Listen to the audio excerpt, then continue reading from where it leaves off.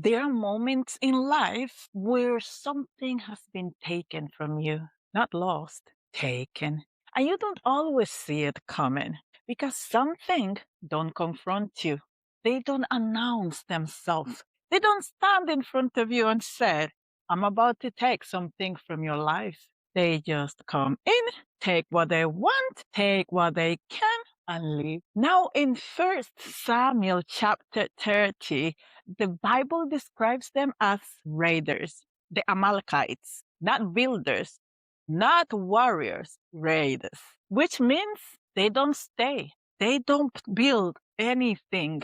They don't face you. They just take and disappear. And some of the hardest things in life are not the things that confront you, but the things that quietly take from you until one day you realize everything is missing. Peace is missing, clarity is missing, joy is missing, confidence is missing. And you don't even know when it left. Notice that David arrives. But there is something that caught my attention in this story. David was not going into battle. He was coming back from one. He was returning to Siklag, a place that in a sense represents rest, unwinding, recovering. But instead of rest, he finds ruins. The Amalekites had come, they burned everything, destroyed the place, and they took the people, the women and the children. Because the enemy follows a pattern. He destroys what gives you stability, but he takes what carries your future. He burned the house, he took the women and the children. Because let's see this, the house represents what you build.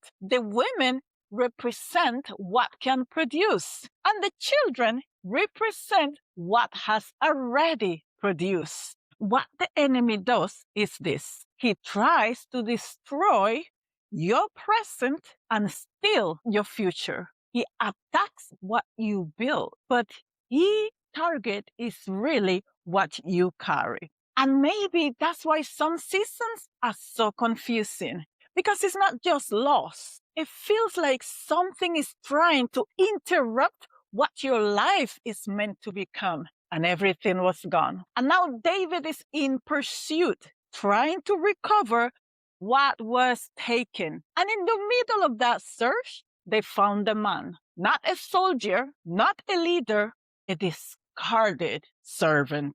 The Bible says that he was left behind because he became sick. When he was useful, he was kept. When he became sick, when he became weak, he was discarded like nothing. Left in the wilderness for 3 days. They left him to die. They made a decision about his life too early. And they made that decision based on what they thought he wouldn't survive. But he was still alive. And they were wrong, because the one that they left behind was still alive. The one that they left behind was still not only standing, but still alive. And he also knew their secret. They left him to die, but they left their strategy with him. The one they abandoned knew where they were. He knew where they were taking everything they have stolen from David. He knew how they operate because he was one of them. He was one of the enemies. Now the enemy left behind the very person who could expose them. But David does something special. David doesn't ignore him because he's from the enemy's camp. He feeds him. He restores him. He strengthens him. And suddenly, the one who was discarded became the one who leads. David said, would you lead me to where they are? And he answered, if you promise not to kill me, and if you promise not to give me back to my master, I will lead you to where they are. I will lead you to where your possessions are. Oof, Dios. Hear this today. Sometimes what the enemy calls useless becomes essential. What they call no good and useless became essential. What they left behind became the answer. One man's trash is another man's treasure. And maybe this is not just a story, maybe this is life. Because some of you have experienced this. People who value you when you were useful, but disappeared when you needed support. Systems that worked as long as you performed, but had no place for you when you became sick, when you became weak. And if you're not careful, you start thinking, maybe I lost my value.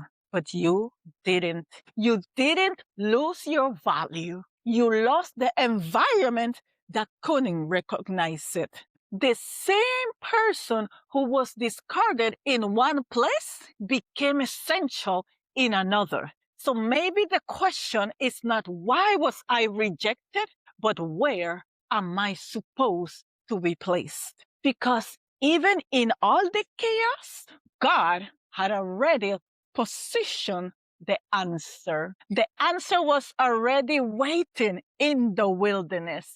What looked like loss may already be carrying your destiny. Some of you keep looking at what was taken, but God is telling you today, look at what was left behind.